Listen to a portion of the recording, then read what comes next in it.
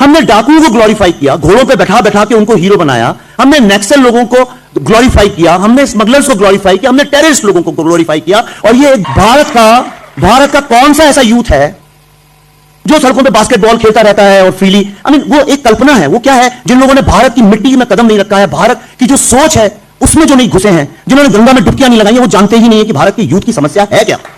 जब हमने Tashkent files बनाई तो सबने कहा इस तरह की वर्बोस फिल्म चल नहीं सकती। किसको लाल बहादुर शास्त्री में इंटरेस्ट है 4 फुट के आदमी में?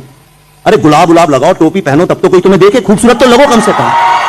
विवेक जी ने कश्मीर फाइल्स बनाकर हमारे देश के एक बहुत बड़े दर्दनाक सच को सामने रखा है। यह फिल्म एक ऐसी वेव बन के आई जिसने हम सबको झंझोर कर दिया है। वो और बात है कि मेरी पिक्चर को भी डुबा दिया। मुझे सबसे बड़ा अफसोस इस बात का है कि 70 साल में हमने टोपीबाजी सिखाई है, एंटरप्राइज नहीं सिखाया। चाहे वो रोजा हो, चाहे वो फना हो, चाहे वो फिजा हो, चाहे वो मिशन कश्मीर हो, चाहे वो हैदर हो। ये सारी की सारी फिल्में 1990 के ही दशक में बनी हुई हैं, पर इन फिल्मों में कश्मीरी हिंदुओं का जिक्र तक नहीं है, जैसे वो हुआ ही नहीं। टेररिस्ट कोई भी सताने से नहीं बनता है। जितने टेररिस्ट मारे गए हैं उनमें से कोई भी सताया नहीं गया था। यासीन मलिक को किसी ने नहीं सताया, हफीज सईद को किसी ने नहीं सताया, बुरहान वानी को किसी ने नहीं सताया, अफजल गुरु को किसी ने नहीं सताया, और मुझसे ज्यादा कश्मीर पे किसी के पास रिसर्च भी नहीं है। हे भारत के राम जगों में तुम्हें जगाने आया हूं, धर्मों का धर्म एक बलिदान बताने आया हूं। मेरे सीनियर श्री अक्षय कुमार जी, अगर आप भारत को समझना चाहते हैं तो मैं हमेशा कहता हूं, अगर आप भारत का जो सोशो पॉलिटिकल एवोल्यूशन है आजादी के बाद का, अगर उसको समझना चाहते हैं तो उसका एक बड़ा आसान तरीका है, भारतीय फिल्मों के विलेन को आप अध्ययन करें। आप अगर भारतीय फिल्मों के विलेन को अगर स्टडी करेंगे तो आपको भारत एग्जैक्टली समझ में आ जाएगा। कोई हिस्ट्री क्लास में जाने की आवश्यकता नहीं है।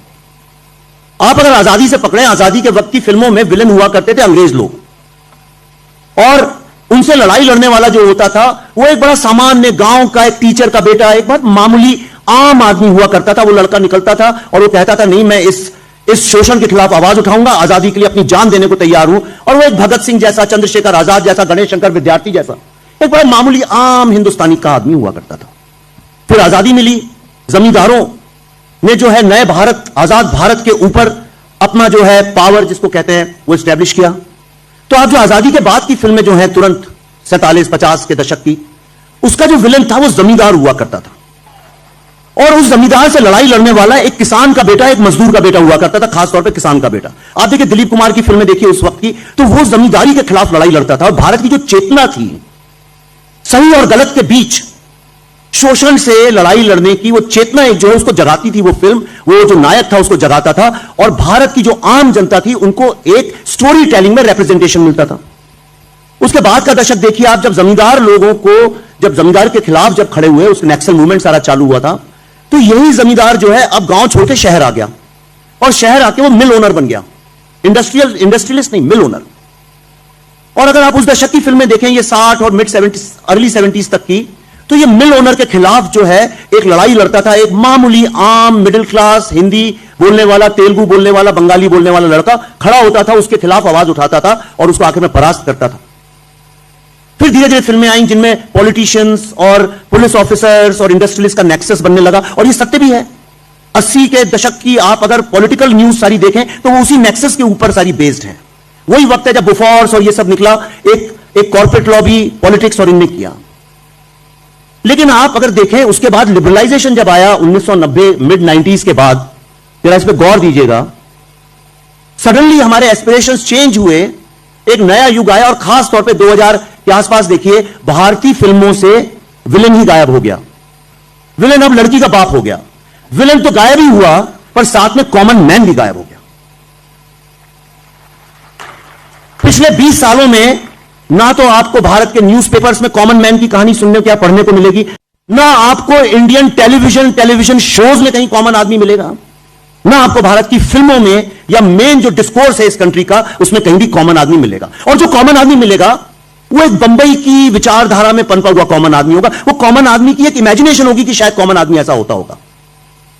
हमने यूथ, भारत के यूथ को फिल्मों के माध्यम से ऐसा कैरिकेचर बना दिया, मैंने वैसा यूथ कहीं नहीं देखा जो भारतीय फिल्मों में दिखाया जाता है। आपने देखा है कहीं ऐसा यूथ ऐसा होता है जो यहां बैठा हुआ है? भारत का कौन सा ऐसा यूथ है जो सड़कों पे बास्केटबॉल खेलता रहता है और फ्रीली, वो एक कल्पना है। वो क्या है? जिन लोगों ने भारत की मिट्टी में कदम नहीं रखा है, भारत की जो सोच है उसमें जो नहीं घुसे हैं, जिन्होंने गंगा में डुबकियां नहीं लगाई हैं, वो जानते ही नहीं है कि भारत के यूथ की समस्या है क्या। और जब आप कॉमन आदमी की लाइफ के कॉमन एस्पिरेशंस और इश्यूज को समझते ही नहीं है, तो फिर जो भी बनेगा वो झूठ मूठ का। इसीलिए देखिए भारत की जो पिछले 20 साल की फिल्म है वो मूलतः मैं ये नहीं कह रहा हूं सारी, मोस्टली एनआरआई ऑडियंस को एड्रेस करती हैं और भारत को नहीं करती हैं। ऐसा तो विश्व में कहीं नहीं होता। तो जब कश्मीर फाइल्स को लेकर सब कहने लगे अरे अचानक कैसे हो गया, ये अद्भुत बात कैसे हो गई, तो मैं आज, मुझे पता है टाइम की कमी है, पर मैं इसलिए बताना चाहता हूं ये कोई चमत्कार नहीं है। मैंने जब बुद्धा ना ट्रैफिक जैम बनाई तब सब कहते थे ऐसा कहां होता है। आप देखिए आज वो घर घर के स्टूडेंट की कहानी है। जब हमने ताशकंद फाइल्स बनाई तो सबने कहा इस तरह की वर्बोस फिल्म चल नहीं सकती। किसको लाल बहादुर शास्त्री में इंटरेस्ट है 4 फुट के आदमी में? अरे गुलाब लगाओ, टोपी पहनो, तब तो कोई तुम्हें देखे, खूबसूरत तो लगो कम से कम। तो कश्मीर पे जब मैं फिल्म बना रहा था तो लोगों ने कहा पागल हो गए हो क्या, मरोगे। पर मुझे स्वीकार था, वो मरना स्वीकार था। आज जब मैं यहां पे खड़ा हूं तो इतने फतवे मेरे नाम पे इशू हैं।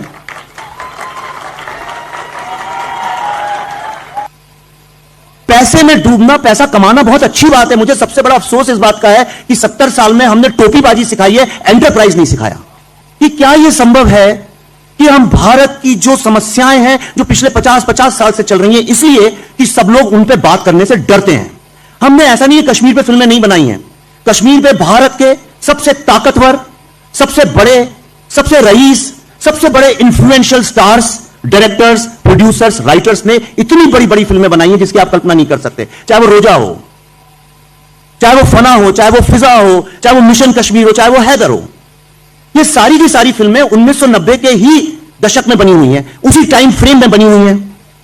पर इन फिल्मों में कश्मीरी हिंदुओं का जिक्र तक नहीं है, जैसे वो हुआ ही नहीं।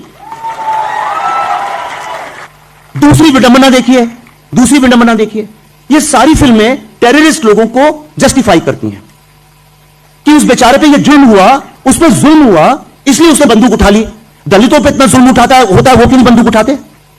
गरीब व्यक्ति पे इतना जुल्म होता है वो क्यों नहीं बंदूक उठाता? लेकिन किसी ने सवाल को एड्रेस नहीं किया। भारत का हर व्यक्ति यह सवाल पूछना चाहता था। और ये फिल्में ऐसा भी नहीं है कोई प्रमाणित फिल्में थी। किसी राइटर या डायरेक्टर ने जाके अपने जीवन के कुछ महीने आतंकवादियों के घर में उनके साथ बिताए होते और 50-60 लोगों की मानसिकता समझी होती और तब कहते हाँ तो मैं मानने को तैयार था। हमने डाकुओं को ग्लोरीफाई किया, घोड़ों पे बैठा बैठा के उनको हीरो बनाया। हमने नक्सल लोगों को ग्लोरीफाई किया, हमने स्मगलर्स को ग्लोरीफाई किया, हमने टेररिस्ट लोगों को ग्लोरीफाई किया। और ये एक बहुत इट्स अ सैड कमेंट्री। हमने अपने युवाओं को शॉर्टकट फिल्मों के जरिए भी सिखाया और हमने उनको झूठ बोला, ये गलत है। टेररिस्ट कोई भी सताने से नहीं बनता है। जितने टेररिस्ट मारे गए हैं उनमें से कोई भी सताया नहीं गया था। यासीन मलिक को किसी ने नहीं सताया, हफीज सईद को किसी ने नहीं सताया, बुरहान वानी को किसी ने नहीं सताया, अफजल गुरु को किसी ने नहीं सताया, और मुझसे ज्यादा कश्मीर पे किसी के पास रिसर्च भी नहीं है। हम वेब सीरीज बनाते हैं, उसमें हम टेररिस्ट को जस्टिफाई करते हैं। अरे भाई, एक जेनोसाइड हुआ जो पूरी तरह से 100% हिंदू धरती थी, वहां पे आज एक भी हिंदू नहीं है, और उस पर अगर मैं फिल्म बना रहा हूं तो मेरे नाम पे फतवे, मेरे लिए wise security, wise what category security, और सब लोग अभी भी मेरा गला घोटने के लिए तैयार हैं इंडस्ट्री में, इंडस्ट्री के बाहर, इधर उधर, पॉलिटिक्स में, सिर्फ इसलिए कि एक झूठ जिस पे 32 साल से धंधा किया गया, आज वो मैंने एक्सपोज करने की हिम्मत दिखाई।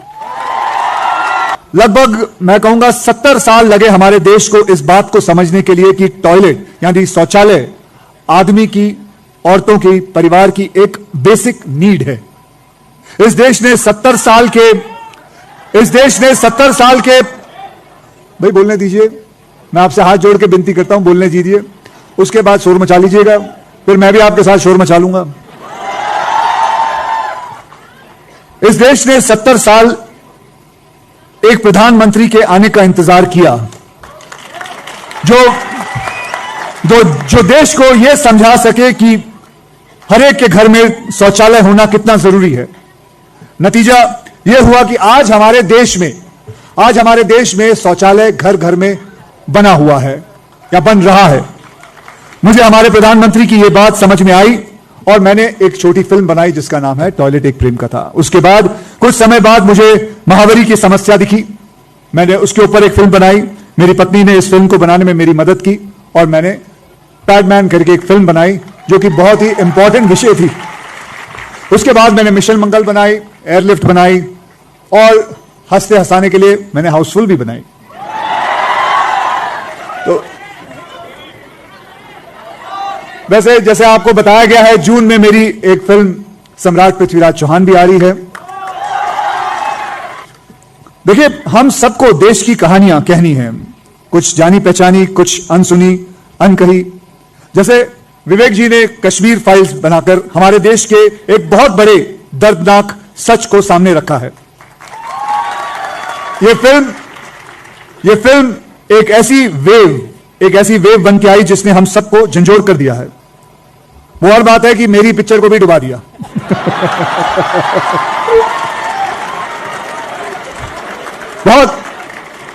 बट सीरियसली मैं आपसे यही कहूंगा कि आप अपनी कहानियों में भारत को, जैसे विवेक जी ने भी कहा, भारत को लाएं, देश को लेके आएं, उन लोगों को ले आएं जो देश को बनाने में अपने योगदान देते हैं।